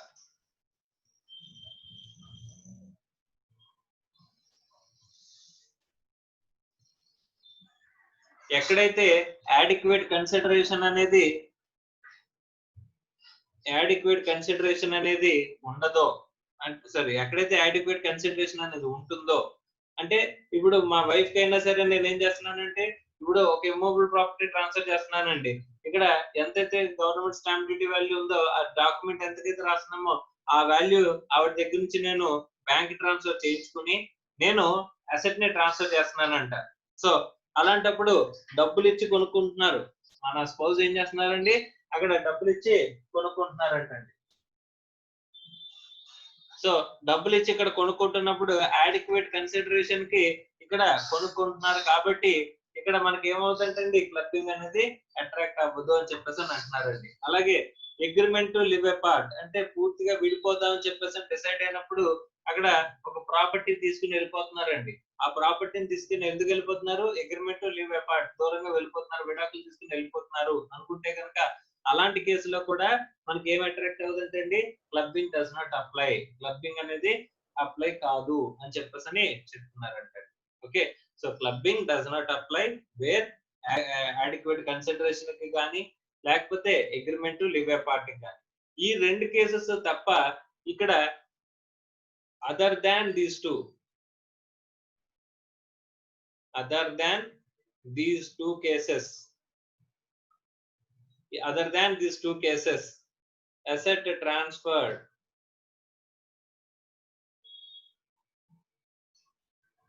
అనుకుంటే కనుక అప్పుడు క్లబ్బింగ్ అట్రాక్ట్స్. అక్కడ ఏం అప్లికబుల్ అవుతుందంటే క్లబ్బింగ్ అట్రాక్ట్ అవుతుందంట. చూడండి 64 ఇప్పుడు మనం మాట్లాడుకుంటున్న కేసెస్ ఏంటంటే ఎక్కడెక్కడ మనకి క్లబ్బింగ్ అనేది అట్రాక్ట్ అవుతుంది. Income of spouse clubbed in the following cases, spouse కి వచ్చిన ఇన్కమ్ ని ఎస్సీ చేతిలో క్లబ్ చేస్తాము ఎప్పుడు అంటే ఫస్ట్ కేస్ ఎక్కడైతే నాకు ఏదైనా ఫర్మ్ లో కనుక సబ్స్టాన్షియల్ ఇంట్రెస్ట్ ఉన్నట్లయితే అలాంటి సబ్స్టాన్షియల్ ఇంట్రెస్ట్ లో వచ్చిన నా స్పౌస్ కి సాలరీ, రెమ్యూనరేషన్, కమిషన్, ఫీ అని ఏదైనా అమౌంట్ వచ్చినట్లయితే అక్కడ మనకి ఏం అట్రాక్ట్ అవుతుందంటే అండి ఈ క్లబ్బింగ్ అనేది అట్రాక్ట్ అవుతుంది. ఓకే సార్, ఇక్కడ ఒక చిన్న ఆస్పెక్ట్ చూడండి సార్, ఒకవేళ she is receiving on the from the concern, నాకు పార్ట్నర్షిప్ ఫర్మ్ ఉంది, ఆ పార్ట్నర్షిప్ ఫర్మ్ లో ఒక చార్టెడ్ అకౌంటెన్సీ ఫర్మ్ లో నేను పార్ట్నర్ నండి, ఆ పార్ట్నర్ అయితే ఆ పార్ట్నర్షిప్ ఫర్మ్ నుంచి she is receiving deriving salary with her qualification. Okay, she is also a chartered accountant అనుకుంటే కనుక ఆ చార్టెడ్ అకౌంటెంట్ ఫర్మ్ లోంచి ఆమె వర్క్ చేసినందుకు ఆమె క్వాలిఫికేషన్ తగినట్టు సాలరీ అనేది రిసీవ్ చేసుకుంటుంది అనుకుంటే కనుక అక్కడ ఈ క్లబ్బింగ్ ప్రొవిజన్స్ అట్రాక్ట్ అవ్వవు. అదర్ దాన్ దోస్ కేసెస్ లో మాత్రమే ఇక్కడ అప్లికబుల్ అవుతాయి. ఓకే, దాని గురించి కూడా మనం మాట్లాడుకుందాం అండి. ఫస్ట్ ఆఫ్ ఆల్ ఏదైనా సబ్స్టాన్షియల్ ఇంట్రెస్ట్ ఉంటే కనుక ఆ కన్సర్న్ లో అక్కడ అలాంటి కన్సర్న్ నుంచి శాలరీ కానీ రెమ్యూనరేషన్ కానీ అంటే ఎవరి సబ్స్టాన్షియల్ ఇంట్రెస్ట్ ఉండాలి, ఎస్ఎస్సి సబ్స్టాన్షియల్ ఇంట్రెస్ట్ ఉన్న కన్సర్న్ లో స్పౌస్ గనక శాలరీ, రెమ్యూనరేషన్, కమిషన్, ఫీ లాంటివి అయినా అడిషనల్ అదర్ అమౌంట్స్ మనం ఎనీ అదర్ అమౌంట్ రిసీవ్ చేసుకుంటే కనుక అలాంటి రిసీవ్ చేసుకుంటే కనుక అక్కడ మనకి ఏం అట్రాక్ట్ అవుతుందంటే అండి క్లబ్బింగ్ అనేది అట్రాక్ట్ అవుతుంది అని అన్నారండి. ఇది కాకుండా ఇంకెక్కడ అట్రాక్ట్ అవుతుంది అంటున్నారండి, ఏదైనా అసెట్ ని ట్రాన్స్ఫర్ చేయడం ద్వారా ఆ అసెట్ మీద వచ్చే ఇన్కమ్ కూడా ట్రాన్స్ఫర్ చేస్తున్నట్టేనండి అక్కడ స్పౌస్ కి ఇవ్వడం అండి. ఇక్కడ ఎక్సెప్ట్ దీస్ టూ కేసెస్ ఏంటవి, ఒకటి అడిక్వేట్ కన్సిడరేషన్ కి మనం ట్రాన్స్ఫర్ చేయడం, నిజంగా మనం ట్రాన్స్ఫర్ చేసి ఆమె దగ్గర నుంచి డబ్బులు తీసుకోవడం. ఓకే, లేకపోతే అగ్రిమెంట్ లివ్ అపార్ట్, విడిపోతున్నప్పుడు ఆ ప్రాపర్టీని ఇచ్చి సెటిల్ చేయడం. సో అలాంటివి రెండు తప్ప మిగతా అన్ని కేసెస్ లో other than these two cases assets transfer జరిగితే కనుక అక్కడ ఏం అట్రాక్ట్ అవుతుంది అంటే అండి క్లబ్బింగ్ అట్రాక్ట్స్. క్లబ్బింగ్ అనేది అట్రాక్ట్ అవుతుంది. ఆ ఇన్కమ్ తీసుకొచ్చి ఏం చేస్తారంటండి ఎస్ఎస్సి చేతుల్లోనే క్లబ్ చేస్తాము అని చెప్పేసి చెప్తున్నారంట. Okay right, next. However, where the remuneration is solely attributable to the application of the technical or professional qualification, knowledge and experience of the spouse, such a remuneration cannot be clubbed అని చెప్పేసి అంటున్నారండి. అంటే ఇందాక మనం చెప్పుకున్న దాంట్లో ఈ salary, remuneration అది తీసుకున్నారు కదా సార్ అని చెప్పేసి అంటే it has some one exception. ఈ ఎక్సెప్షన్ ఏంటి అంటే కనుక if it is received out of qualification or experience, then no clubbing. Clubbing అనేది అట్రాక్ట్ అవ్వదు అని చెప్పేసి చెప్తున్నారండి. Exceptional case. ఓకే, అంటే ఆమె వర్క్ చేస్తున్నారు, వర్క్ చేసిన దానికి రిసీవ్ చేసుకుంటున్నారు. మా స్పౌజ్ అంటే ఇక్కడ హస్బెండ్ కి, ఇప్పుడు హస్బెండ్ గురించి ఎస్ఎస్సి అనుకుంటే కనుక అప్పుడు వైఫ్ స్పౌజ్ అవుతారండి. వైఫ్ గురించి మాట్లాడుకుంటే అక్కడ వైఫ్ ఎస్ఎస్సి కింద మాట్లాడుకుంటే కనుక అక్కడ హస్బెండ్ స్పౌజ్ అవుతారండి. ఇక్కడ ఎక్సెప్షనల్ కేసు ఏంటి, వాళ్ళ ఎక్స్పీరియన్స్, క్వాలిఫికేషన్, ప్రొఫెషన్ లో వాళ్ళు రిసీవ్ చేసుకుంటే కనుక వాళ్ళు క్వాలిఫికేషన్ బేస్ చేసుకుని కానీ ఎక్స్పీరియన్స్ బేస్ చేసుకుని కానీ రిసీవ్ చేసుకుంటే కనుక అక్కడ క్లబ్బింగ్ ప్రొవిజన్స్ అట్రాక్ట్ అవుతాయా? No clubbing provisions will attract. Okay right, next. Sir ఒక చిన్న డౌట్ సార్, ఒక చిన్న డౌట్ అండి. ఏంటి సార్ అంటే ఇప్పుడు ఏ బి ఇద్దరు husband and wife. Okay, husband and wife okay, వీళ్ళిద్దరికి కూడా ఒక కన్సర్న్ లో ఒక ఫర్మ్ లో సబ్స్టాన్షియల్ ఇంట్రెస్ట్ ఇద్దరికి ఉందంట.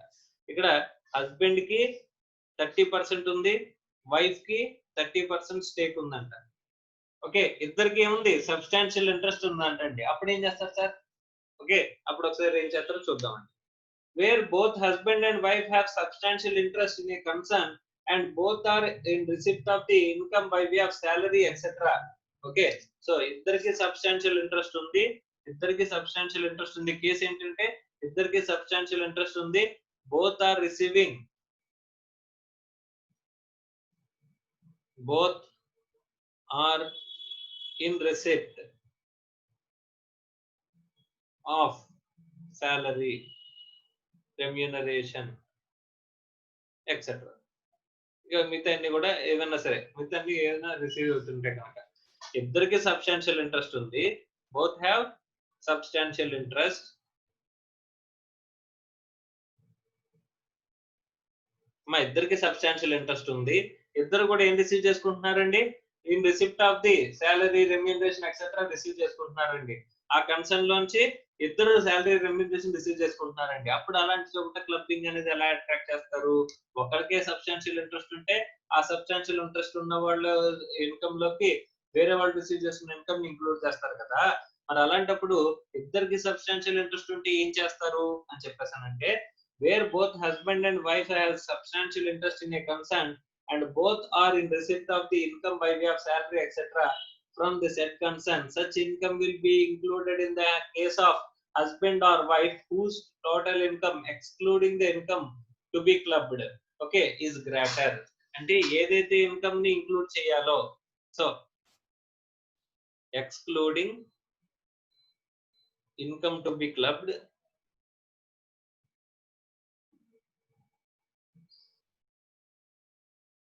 other income excluding total income to be clubbed, total income should be compared. Okay, compare చేస్తాం సార్. కంపేర్ చేసిన తర్వాత ఏం చేస్తారు? in which whose income is greater in such person's income, in such SSE's income to be clubbed.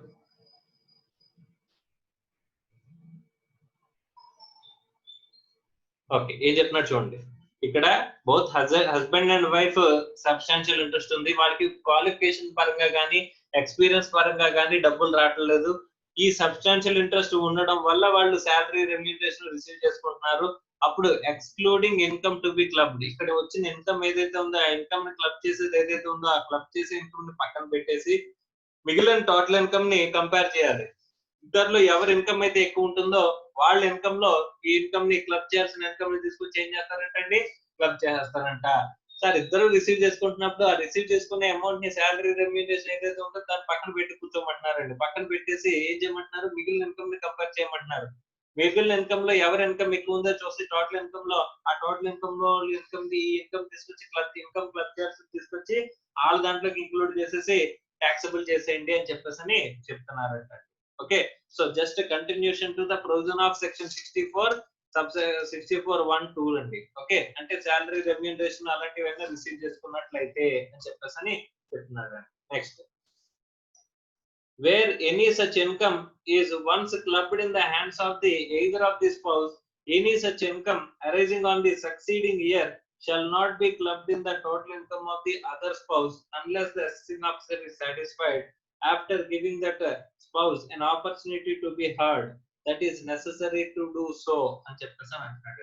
ఏంటది ఒకసారి చూడండి. Where any such income is once clubbed in the hands of the either spouse, any such income arising in succeeding year shall not be clubbed అని చెప్పేసి అంటున్నాడండి. In the total income of the other spouse.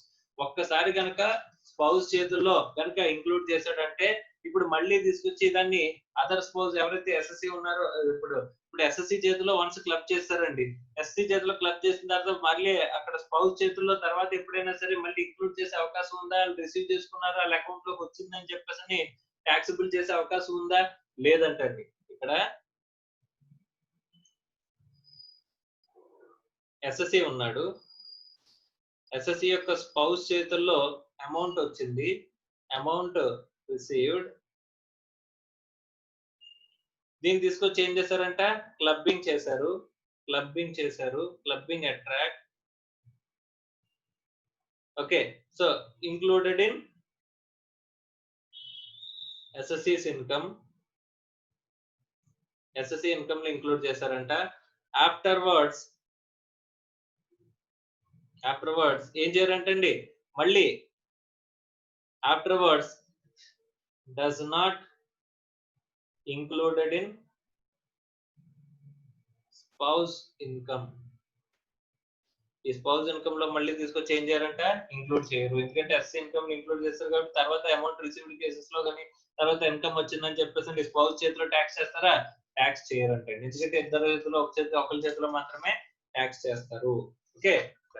Next substantial interest అంటే ఏంటి? Relative definition అంటే ఏంటి చెప్పారండి. Relative means husband, wife, brother or sister are lineal ascendant or lineal descendant of the individual అని చెప్పాడండి. Okay right. Next substantial interest అంటే మనం మాట్లాడుకున్నాం 20% of the voting power or 20% of the share of profit అని చెప్పేసి మనం ఎప్పుడో చెప్పుకున్నాం. Next where an asset transferred by spouse is converted into another form, income derived from such a converted asset shall be clubbed అని చెప్పేసి అంటున్నారండి. Right. ఇది important అండి. ఏమైందంటే ఎస్ఎస్సి ఏం చేశాడంట? ఒక హౌస్ ని వాళ్ళ వైఫ్ కి స్పౌస్ కి ట్రాన్స్ఫర్ చేశాడంట. ఇక్కడ హౌస్ ఏదైతే ఉంటుందో హౌస్ ని వాళ్ళ వైఫ్ కి స్పౌస్ కి ట్రాన్స్ఫర్ చేశాడంట. సార్ ఈ ట్రాన్స్ఫర్ ఎలా జరిగింది sir? Without adequate consideration and without agreement to live apart. Okay, విడిపోదాం ఇది అగ్రిమెంట్ తో కాదు, అలాగే అడిక్వేట్ కన్సిడరేషన్ తో కూడా కాదంటండి. అలాంటప్పుడు ఏం అట్రాక్ట్ అవుతుందండి? క్లబ్బింగ్ అట్రాక్ట్ అవుతుందండి. అలాంటప్పుడు ఏం అట్రాక్ట్ అవుతుందంట? Clubbing attracts. అంటే ఇప్పుడు ఈ ప్రాపర్టీ మీద వచ్చే ఇన్కమ్ ఏదైతే ఉంటుందో ఇప్పుడు హౌస్ మీద ఏమొస్తుందండి? ఆ రెంట్స్ ఏవైతే వస్తాయో ఆ రెంట్స్ ని తీసుకొచ్చి ఏం చేస్తారండి? క్లబ్బింగ్ అనేది చేస్తారు. రెంట్స్ ఏం చేస్తారంటే ఎస్ఎస్సి ఇన్కమ్ లో ఎస్ఎస్సిస్ ఇన్కమ్ క్లబ్ ఇన్కమ్ లో క్లబ్ చేస్తారంట. Okay right. సార్ ఇలా క్లబ్ చేస్తున్నారు కదా అని చెప్పేసి ఎస్ఎస్సి ఏం చేశాడంట అంటే ఎస్ఎస్సి స్పౌజ్ చేత ఈ హౌస్ ని అమ్మించేశారంట. It is converted, the property is converted into another asset. ఎలాగా? ఆ ప్రాపర్టీని అమ్మించేసి డబ్బులు వస్తే ఆ డబ్బుల్ని ఫిక్స్డ్ డిపాజిట్ చేయించారంట. ఓకే అంటే హౌస్ ని సేల్ చేసేసి ఆ సేల్ చేస్తే వచ్చిన సేల్ ప్రొసీడ్స్ ని ఏం చేశారంటండి? ఇక్కడ ఫిక్స్డ్ డిపాజిట్ వేయించారంట. ఎవరి పేరు మీద? స్పౌస్ పేరు మీద ఫిక్స్డ్ డిపాజిట్ వేయించారంట. ఈ ఫిక్స్డ్ డిపాజిట్ మీద ఏమొస్తుందంట? ఇన్కమ్ వస్తుందంట. సార్ మీరు క్లబ్ చేసుకుంటే దేన్ని క్లబ్ చేసుకోవాలి? హౌస్ ని ట్రాన్స్ఫర్ చేశారు కాబట్టి దాని మీద వచ్చిన రెంట్ ని క్లబ్ చేసుకోండి. కానీ ఈ ఎఫ్డి తో మీకేం సంబంధం అని చెప్పేసి FD is not a converted transferred asset. నేను ట్రాన్స్ఫర్ చేసిన అసెట్ కాదు, మీరు నా చేతుల్లో క్లబ్ చేయడానికి అని చెప్పేసానంటే అక్కడ చెప్తుంది ఏంటంటే మీరు హౌస్ ని ట్రాన్స్ఫర్ చేయడం ద్వారా వచ్చిన ఎఫ్డి అది. అంటే హౌస్ ని ట్రాన్స్ఫర్ చేస్తే క్లబ్బింగ్ ప్రొవిజన్స్ అట్రాక్ట్ అవుతున్నప్పుడు అదే ప్రాపర్టీని మీరు కన్వర్ట్ చేస్తే కూడా వచ్చే ఈ అసెట్ ఏదైతే ఉంటుందో ఆ అసెట్ నుంచి వచ్చే ఇన్కమ్ ని స్టిల్ క్లబ్బింగ్ అట్రాక్ట్స్. ఏంటారంటండి? Still clubbing attracts. క్లబ్బింగ్ అనేది అట్రాక్ట్ అవుతుంది స్టిల్ అని చెప్పేసి చెప్తున్నారంటండి. Okay, CIT versus Shrimati Pilleti Sridevamma okay కేసులో సుప్రీంకోర్టు ఇచ్చిన జడ్జిమెంట్ అంటండి. CIT versus Shrimati Pilleti Sridevamma. ఈ కేసులో ఏం చేశారంట? చూడండి ఒకసారి జస్ట్ ఎగ్జాంపుల్ చూద్దాం. To illustrate, Mr. A gives a sum of 50 lakhs to Mrs. A on the occasion of the wedding anniversary. Mrs. A invested this sum in a fixed deposit. వాళ్ళు ఇచ్చినప్పుడు డబ్బుల రూపంలో ఉన్నాయండి. నేను చెప్పిన ఎగ్జాంపుల్ లో house రూపంలో ఉంది. వీళ్ళు డబ్బులు ఇచ్చాడంట వాడు.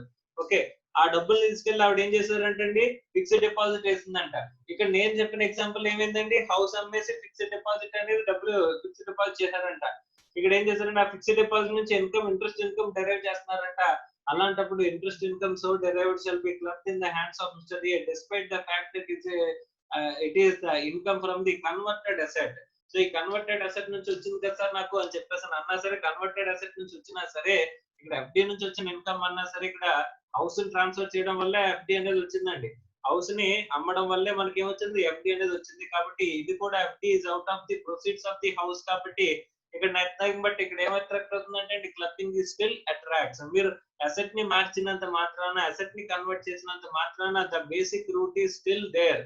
ఇదేంటి ఇక్కడ ఏంటి to reduce the tax liability, or ఇక్కడ to reduce the tax liability అనేది మనకి ఎస్కేప్ ద ఇన్కమ్ ని ఎస్కేప్ చేయడానికి, లేదా ట్యాక్స్ ని అవాయిడ్ చేయడానికి, లేదా రిడ్యూస్ ద ట్యాక్స్ లయబిలిటీ చేసుకోవడానికి మీరు అట్రాక్ట్ చేసే ఒక ఇదే. కాబట్టి దాన్ని తీసుకొచ్చి ఏం చేస్తారంటే స్టిల్ క్లబ్బింగ్ అనేది అట్రాక్ట్ అవుతుంది అని చెప్పేసి చెప్తున్నారు. Okay, next. It may be noted that if the house property transferred by an individual otherwise than for adequate consideration to the spouse or minor child, not being a minor married daughter, the provisions of section 27 deemed owner shall apply and 64 does not apply. అమ్మ deemed owner గురించి ఇక్కడ మాట్లాడుకున్నామండి. అక్కడ spouse minor child కి other than minor married daughter కి మనం కనుక house ప్రాపర్టీని ట్రాన్స్ఫర్ చేస్తే అక్కడ వచ్చే ఇక్కడ ఇన్కమ్ అనేది మనం దేని గురించి మాట్లాడుకున్నాం, అక్కడ డీమ్డ్ ఓనర్ కాన్సెప్ట్ లో మాట్లాడుకున్నాం. కాబట్టి అక్కడ డీమ్డ్ ఓనర్ ప్రాసెస్ అప్లికబుల్ అవుతాయి. Section 64 does not apply. అంటే section 27 will be taking over the provisions of ఈ డీమ్డ్ ఓనర్ అంటండి. Okay, next. In that case, the transferor individual shall be deemed to the owner of the owner and income shall be accordingly computed under the head income from house property. Okay, income from house property లోనే tax చేస్తామని చెప్పేసి చెప్పారండి. House property నుంచి వచ్చిన income ని అది section 27 లో మనం ఆల్రెడీ మాట్లాడుకున్నాం కాబట్టి మళ్ళీ ఇక్కడ మాట్లాడుకోవట్లేదు. Next, the marital relationship should be exist both at the time of transfer of asset and at the time of accrual of income in order to attract clubbing provisions అని చెప్పేసి అంటున్నారండి. అంటే ఇక్కడ హస్బెండ్ అండ్ వైఫ్ అని చెప్పే spouse గురించి మాట్లాడుకుంటున్నాం కాబట్టి హస్బెండ్ అండ్ వైఫ్ రిలేషన్ అనేది ఖచ్చితంగా ఎగ్జిస్ట్ అయి ఉండాలి. Husband and wife relation should exist. ఎప్పుడెప్పుడంట ట్రాన్స్ఫర్ ఆఫ్ అసెట్ ని ట్రాన్స్ఫర్ చేసే టైంకి, ట్రాన్స్ఫర్ ఆఫ్ అసెట్ ని ట్రాన్స్ఫర్ చేసే టైంకి, అండ్ ఇన్కమ్ డెరైవ్ చేసే టైంకి, ఇన్కమ్ డెరైవ్ అయ్యే టైంకి, ఈ రెండు చోట్లకి మనకి ఏముండాలి, ఈ husband and wife should relationship should exist.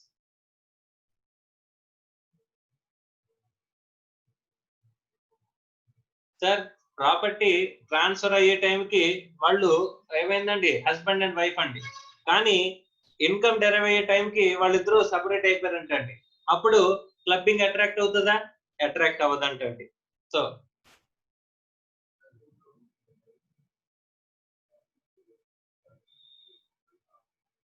to attract clubbing, relationship of the husband and wife should exist both at the time of transfer of asset as well as deriving of income deriving.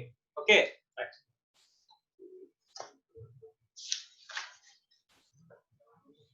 Next, while computing the total income of any individual either directly or indirectly, there shall be included all such income arising directly or indirectly to any person or association of persons from the assets transferred otherwise than for as an adequate consideration to the extent to which the income from such asset is for the immediate or deferred benefit of the individual's spouse and concept. While computing the total income of any individual either directly or indirectly, there shall be included all such income arising directly or indirectly to a person or association of persons from the assets transferred otherwise than for inadequate consideration to the extent to which the income from such assets is for immediate or deferred benefits of the individual's spouse అంటున్నాడండి. అంటే ఇక్కడ directly or indirectly income shall be arising directly or indirectly to any person ki edaina person evaraina person ki or AOP ఎవరైనా person కి లేదా AOP కి income అనేది వస్తుందంట. ఏదైనా పర్సన్ కి లేదా AOP కి ఇన్కమ్ అనేది వచ్చిందంట. ఓకే, ఈ ఇన్కమ్ అనేది వచ్చినప్పుడు ఏదైనా పర్సన్ కి కానీ లేకపోతే AOP కి కానీ ఏమొచ్చిందంట, ఇన్కమ్ అనేది వచ్చిందంట. There shall be clubbed included. ఆ ఇన్కమ్ ని ఎలా వచ్చింది, AOP నుంచి ఇన్కమ్ వస్తుంది లేదా ఏదైనా పర్సన్ దగ్గర నుంచి ఇన్కమ్ వస్తుంది. ఆ ఇన్కమ్ ని SSC కి రావాలి. యాక్చువల్ గా SSC కి రాకుండా SSC ట్రాన్స్ఫర్, SSC ఏం చేశాడండి, ఈ ఇన్కమ్ ని SSC యొక్క స్పౌస్ కు వచ్చేలాగా వాడు ప్లాన్ చేసుకున్నాడు అంటండి. అలా ప్లాన్ చేసుకున్నా సరే దీన్ని తీసుకొచ్చి ఏం చేస్తారంటే క్లబ్బింగ్ అనేది అట్రాక్ట్ చేస్తారు, క్లబ్బింగ్ అనేది అట్రాక్ట్ చేస్తారు అని చెప్పేసి చెప్తున్నారు. Okay, next income on the assets transferred is clubbed but not income on the accretion to such asset to illustrate. Okay, ఇక్కడ చాలా ఇంపార్టెంట్ అండి, ఇది ఒక్కసారి చూడండి. Income on the asset transferred is clubbed but not income on the accretion to the asset అని చెప్పేసి అంటున్నాడు. Okay, చూడండి. An individual transferred a flat to his wife who derived rental income therefrom. Such rental income was assessed in the husband's hands. ఆ rental income ని ఇంతకు ముందు మనం మాట్లాడుకున్నాం చూడండి, అదే ఎగ్జాంపుల్ అండి. హౌస్ ని నేను ట్రాన్స్ఫర్ చేశాను, హౌస్ ని నుంచి వచ్చే రెంటల్ ఇన్కమ్ ని ఏం చేస్తారంటండి, ఇఫ్ హౌస్ ట్రాన్స్ఫర్డ్, ఇక్కడ ఎగ్జాంపుల్ చెప్పుకుంటున్నాం, హౌస్ ట్రాన్స్ఫర్ చేస్తే ఆ హౌస్ నుంచి వచ్చిన రెంటల్ ఇన్కమ్ ని ఏం చేస్తారంటండి, క్లబ్డ్. రెంటల్ ఇన్కమ్ ని మనం ఏం చేస్తారంట, క్లబ్ చేస్తారు. Clubbing attracts. సార్ ఈ రెంటల్ ఇన్కమ్ వచ్చింది కదా సార్, ఈ రెంటల్ ఇన్కమ్ ని తీసుకెళ్లి ఆవిడ ఏం చేశారంటే అక్కడ ఇన్వెస్ట్ చేసుకున్నారండి. ఎక్కడో wife invested such rental income in fixed deposits. ఈ రెంటల్ ఇన్కమ్ ని క్లబ్ చేసిన తర్వాత ఈ రెంటల్ ఇన్కమ్ ని FDలో వేసుకున్నారంట, ఫిక్స్డ్ డిపాజిట్ వేసుకున్నారంట. దాని మీద ఏమొచ్చిందంట, ఇంట్రెస్ట్ వచ్చిందంట. దాని మీద ఏమొచ్చిందంట, ఇంట్రెస్ట్ వచ్చిందంట. Sir wife invested such rental income in fixed deposits and derived interest income. Such interest income cannot be clubbed in the hands of the husband. Hence, income on the asset transferred is clubbed, but not the income on the accretion to such asset. ఇప్పుడు ఈ interest కూడా club చేయాలా sir అంటే no clubbing provisions attracts.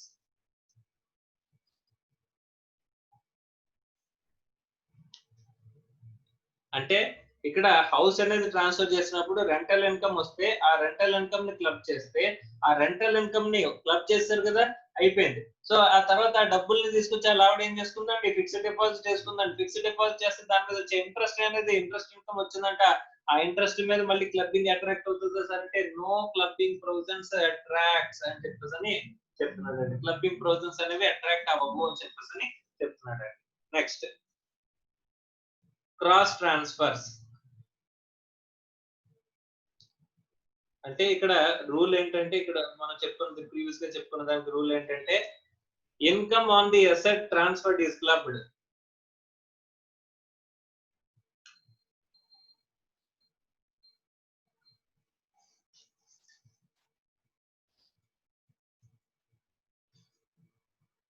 But not accretion to the asset. అంటే ఇప్పుడు ఏదైతే income నాకు వచ్చిందో అసెట్ ని ట్రాన్స్ఫర్ చేయడం వల్ల దాని మీద వచ్చే ఇన్కమ్ ని క్లబ్ చేసుకొని కావాలంటే దాన్ని మళ్ళీ ఎక్రిషన్, దాని అడిషనల్ ఎక్రిషన్ అంటే దాని మీద వచ్చే డెవలప్డ్ ఇన్కమ్ అనేది మళ్ళీ ఇంకేం చేయట్లేదు, క్లబ్బింగ్ అనేది అట్రాక్ట్ చేయవలసిన అవసరం లేదు అని చెప్పేసి చెప్తున్నారండి. ఎందుకంటే ఇక్కడ వన్స్ ఇన్కమ్ అనేది ఇంక్లూడ్ చేస్తే దాని మీద వచ్చే ఫర్దర్ ఇన్కమ్ ని మళ్ళీ మనం ఇంక్లూడ్ చేయాల్సిన అవసరం ఉందా, క్లబ్బింగ్ చేయాల్సిన అవసరం ఉందంటే క్లబ్బింగ్ చేయాల్సిన అవసరం లేదని చెప్పేసి ఇక్కడ మనకి చెప్పారంట. Okay, next important cross transfers. Okay, ఇది ఎలా జరుగుతుంది సార్ అమ్మ, ఇవన్నీ కూడా మీరు గమనిస్తే మనం ఒక రూల్ చెప్తే ఆ రూల్ ని వైలేట్ చేయడానికి మనం చూసుకునే ఆల్టర్నేటివ్ వేస్ ని వీడు ప్రొటెక్ట్ చేయడానికి, వీడు రెవెన్యూ ప్రొటెక్ట్ చేయడానికి వీడు ఇంక్లూడ్ చేసే ప్రొవిజన్స్ అంట. రైట్, ఇక్కడ ఏం జరిగిందో చూడండి. ఏ బి అని ఇద్దరు ఉన్నారండి, వీళ్ళిద్దరు బెస్ట్ ఫ్రెండ్స్ అండి. Okay, so A S wife, ఏకి మ్యారేజ్ అయింది, బీస్ వైఫ్, బికి మ్యారేజ్ అయింది అంటాడు. ఓకే, ఇప్పుడు ఏ గనక తన ప్రాపర్టీని ఏస్ వైఫ్ గనక మనకి ట్రాన్స్ఫర్ చేస్తే ఏమన్నారండి, నథింగ్ బట్ క్లబ్బింగ్ అట్రాక్ట్స్ అని అన్నారు. బి ఏమో బి అసెట్ ని బి వైఫ్ కి ట్రాన్స్ఫర్ చేసి దాని మీద ఇన్కమ్ కనుక ఇప్పుడు బి వైఫ్ తీసుకుంటుంటే అక్కడ దాన్ని ఏం చేస్తారు, ఇక్కడ బి ఇన్కమ్ లో క్లబ్ చేస్తారు అని చెప్పారండి, అంతే కదా. రైట్, వీళ్ళు తప్పించుకోవడానికి మార్గాలు అండి ఇవన్నీ కూడా, ఏంటంటే క్లబ్బింగ్ అట్రాక్ట్ అవ్వకుండా చేయడానికి. A same benefit of the asset ని బిస్ వైఫ్ కి ట్రాన్స్ఫర్ చేశాడంట. ఓకే, బి ఏం చేశాడంట, ఏస్ వైఫ్ కి ట్రాన్స్ఫర్ చేశాడంట. To relieve, to deviate from the clubbing provisions, they have done the transfers of cross transfers కనుక వాళ్ళు చేసినట్లయితే అప్పుడు ఏం చేస్తారు సార్ అంటే, ఇప్పుడు చూడండి cross transfers. A chain of transfers in the form of gifts attracts clubbing provisions. It is not necessary that there should be be consideration in the technical sense. If there are two transactions and they are interconnected at the and they part of some same transactions, it shall be considered to be a device for evasion of the tax, and therefore clubbing provisions shall invoked అని చెప్పేసి అంటున్నారండి. ఎలా కనుక ఎలాంటి transactions చేస్తే కనుక మనకి ఏం చేస్తారంటే క్లబ్బింగ్ ప్రొవిజన్స్ ఇన్వోక్డ్.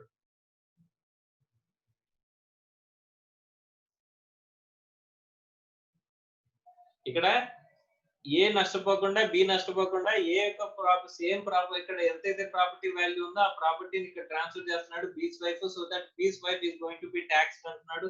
అలాగే బి ఏమో ఏం చేస్తున్నాడు, ఏస్ వైఫ్ కి ప్రాపర్టీ ట్రాన్స్ఫర్ చేస్తున్నాడు ఫర్ సిమిలర్ బెనిఫిట్. అలాంటప్పుడు ఏస్ వైఫ్ ఇక్కడ ఏ బెనిఫిట్ ఏ దగ్గర ఉంటుంది, బి బెనిఫిట్ బి దగ్గర ఉంటుంది, కానీ ట్రాన్సాక్షన్ మాత్రం ఇద్దరి దగ్గరికి ఇక్కడ క్రాస్ ఎక్స్చేంజ్ జరుగుతుందండి. ఇలాంటి క్రాస్ ట్రాన్స్ఫర్ కనుక మీరు చేసినట్లయితే మేము ఏం చేస్తాం, అక్కడ that results if that results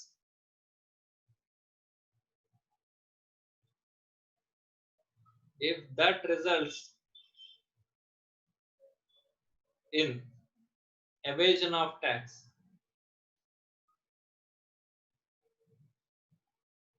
then ఏం చేస్తారంటే క్లబ్బింగ్ ప్రొవిజన్స్ విల్ అట్రాక్ట్. ఇలాంటి దాని వల్ల ఎక్కడైనా ఎవేజన్ ఆఫ్ ట్యాక్స్ జరుగుతుంది అనుకుంటే కనుక దెన్ ఏం చేస్తారంటే క్లబ్బింగ్ ప్రొవిజన్స్ ని ఇన్వోక్ చేస్తాము అని చెప్పేసి అని అంటున్నాడండి. ఓకే, ఇక్కడ ఏం చెప్తున్నారు చూడండి, ఇల్లస్ట్రేషన్ ఒకసారి చూడండి. Mister H gives some of 10 lakhs to missus I. ఇక్కడ మిస్టర్ హెచ్ మిస్టర్ ఐ అని ఇద్దరు ఉన్నారండి. అందులో మిస్టర్ హెచ్ ఏమో ఏం చేశారంటే మిస్సెస్ ఐ కి ఇక్కడ 10 lakhs గిఫ్ట్ ఇచ్చారంటండి. Mr. I is a friend of Mr. H. Again, thought same again through the another transaction, Mr. I gives sum of 10 lakhs to Mrs. H. ఇప్పుడు mister H missus H కి ఇస్తే అప్పుడు clubbing attract అవుతుంది. అందుకని mister H ఏం చేశాడండి Mrs I కి, Mr I ఏం చేశాడండి మిస్సెస్ హెచ్ కి ఇక్కడ 10 lakhs ట్రాన్సాక్షన్ చేశారంటండి. Though apparently it appears that no clubbing provisions may be applied on these transactions based on the decision of the Supreme Court in CIT versus Keshavji Morarji.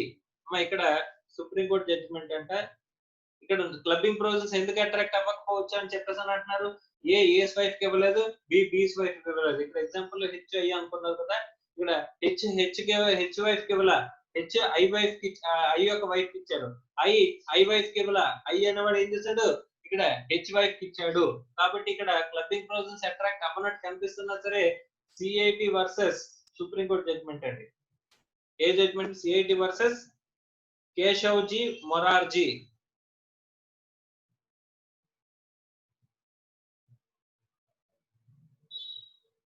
ఈ కేసులో మనకి ఏమైందంట, ఈ cross transfers ని కూడా supreme court ఏమన్నదంట this attracts clubbing provisions అని చెప్పేసి అని చెప్పిందంట అండి. సో ఆ కేసులను బేస్ చేసుకుని ఇక్కడ ఏమంటున్నాడండి the clubbing provisions will attract అని చెప్పేసి అని చెప్తున్నాడండి. Okay, next. సో ఇక్కడ 64 సబ్సెక్షన్ 1 లో సన్స్ వైఫ్ అనేది కంప్లీట్ అయిందండి. ఓకే, ఇంకా మనకి అసలు ఏమున్నాయండి 64 అనే సెక్షన్ లో మనకి కవర్ అయినవి ఏంటి సార్ అని చెప్పేసి అంటే కనుక 64 అనే సెక్షన్ లో income arising to spouse, sons wife, minor child, HUF. ఈ 4 కేసెస్లలోని ఫస్ట్ కేసు కవర్ అయిందంటే అండి స్పౌస్ కంప్లీట్ అయిందంట. స్పౌస్ కి ఎలా ట్రాన్స్ఫర్ చేయాలండి? Other than adequate consideration, other than agreement to live apart. ఈ రెండు కాకుండా గనక మనం ట్రాన్స్ఫర్ చేసినట్లయితే అప్పుడు క్లబ్బింగ్ అనేది అట్రాక్ట్ అవుతుంది అని చెప్పారు. దానికి సంబంధించిన ప్రాసెస్ సో ఫార్ మనం చూసుకుంటా వచ్చామంటండి. Okay right. నెక్స్ట్ 64 సబ్సెక్షన్ 1 లోనే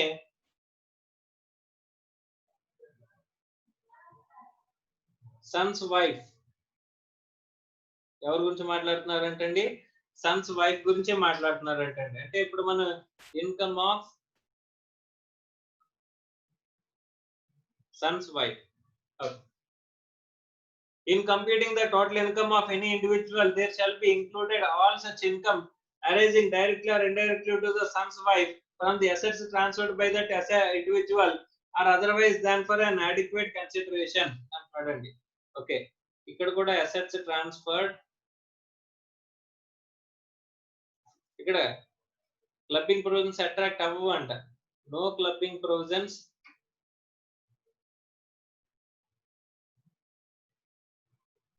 attracts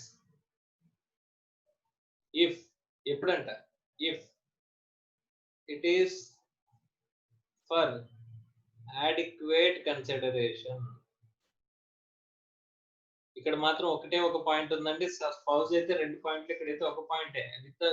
it is for adequate consideration. No clubbing provisions attracts if it is for adequate consideration other than above. Clubbing attracts. Clubbing provisions attracts. Clubbing provisions ఏమవుతాయంట? Attract అవుతాయంట. Okay, ఎక్కడ చూద్దాం. Again, in computing the total income of an individual, either directly or indirectly, there shall be clubbed all the income arising directly or indirectly to any person or association of persons from the assets transferred otherwise than for adequate consideration to the extent to which income from such assets is for the immediate or deferred benefit of the son's wife అని చెప్పేసి చెప్తున్నాడు. ఇక్కడ కూడా same, ఏదైనా AOP కానీ any other person కి కానీ are any other AOP కానీ ఇలాంటి వాటికి మనం ఏం చేస్తామంటే ఏదైనా ప్రాపర్టీని ట్రాన్స్ఫర్ చేయడం ద్వారా కానీ ఏదైనా చేయడం ద్వారా కానీ ఇమ్మీడియట్ బెనిఫిట్ నా చేతిలోకి వచ్చింది అనుకోండి, అక్కడ క్లబ్బింగ్ అట్రాక్ట్ అవుతుంది. అలా కాకుండా ఇమ్మీడియట్ బెనిఫిట్ అనేది సన్స్ వైఫ్, ఇక్కడ సన్స్ వైఫ్ కి వచ్చేలా కనుక చేసినట్లయితే అక్కడ ఏం అట్రాక్ట్ అవుతుందంటే అండి క్లబ్బింగ్ అట్రాక్ట్ అవుతుందంట. Clubbing attracts. Okay right. Next common points అని అంటున్నాడు చూడండి. Wear the assets transferred by an individual to the spouse or son's wife are invested by the transferee, okay, in any business not being a capital contribution in the firm, proportionate income due to the transferee attributable to such investment, and in the nature of capital contribution in a firm, any interest derived by the transferee attributable to such investment shall be included in the total income of the individual. Okay, but the purpose of the proportion shall be with reference to the value of the investment aforesaid as on the first day of the previous year to the total investment of the business by the transferee as on that date అని చెప్తున్నాడండి.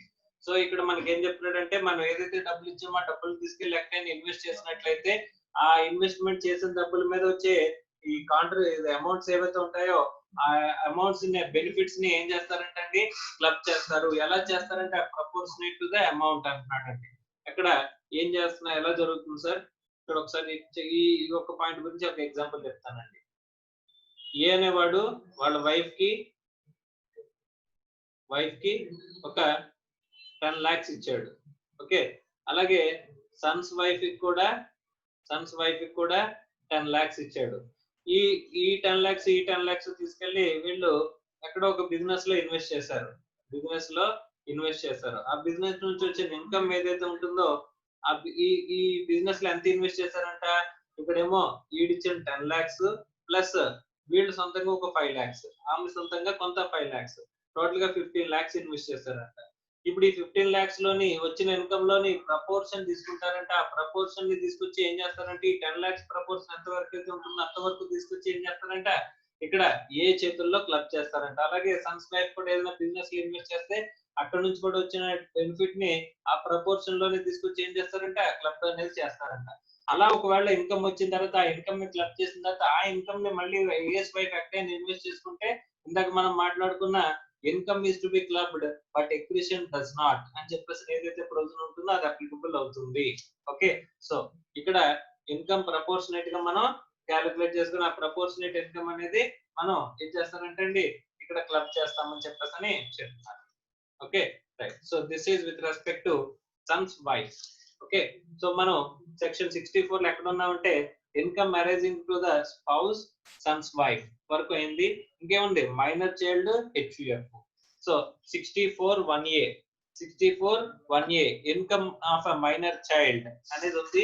తర్వాత income of HUF page number 357 లో income of HUF 64(2) అనేది ఉందండి. తర్వాత కొన్ని common points for clubbing common points అనేవి ఉన్నాయంట. అక్కడతో మనకి ఏం కంప్లీట్ అవుతుందంటే we're going to complete the income of other persons included in the assessee's income, that is clubbing income అనేది కంప్లీట్ అవుతుంది. ఎక్కడి నుంచి ఎక్కడి వరకు సెక్షన్స్ ఉన్నాయన్నారండి? సెక్షన్ 60 నుంచి 65 వరకు మనకి ప్రొవిజన్స్ అనేవి ఉన్నాయని చెప్పేసి చెప్పారు క్లబ్బింగ్ లోని. సో అందులో సెక్షన్ 60 నుంచి స్టార్ట్ చేసుకున్నామండి. సెక్షన్ 60, 61, తర్వాత 62, 64, 64 లో ఉన్నాం. 64 సబ్ సెక్షన్ 1 వచ్చి స్పౌస్ గురించి, 64 సబ్ సెక్షన్ 1 లోనే సన్స్ వైఫ్ గురించి చెప్పారు. మైనర్ చైల్డ్ గురించి సెక్షన్ 64(1)A అన్నారు. హెచ్యుఎఫ్ అనేది 64(2) అన్నారు. ఇవి చెప్పుకుంటే మనకి క్లబ్బింగ్ అనేది కామన్ పాయింట్స్ కూడా మనం మాట్లాడేసుకుంటే ఈ క్లబ్బింగ్ అనేది కంప్లీట్ అయిపోతుంది.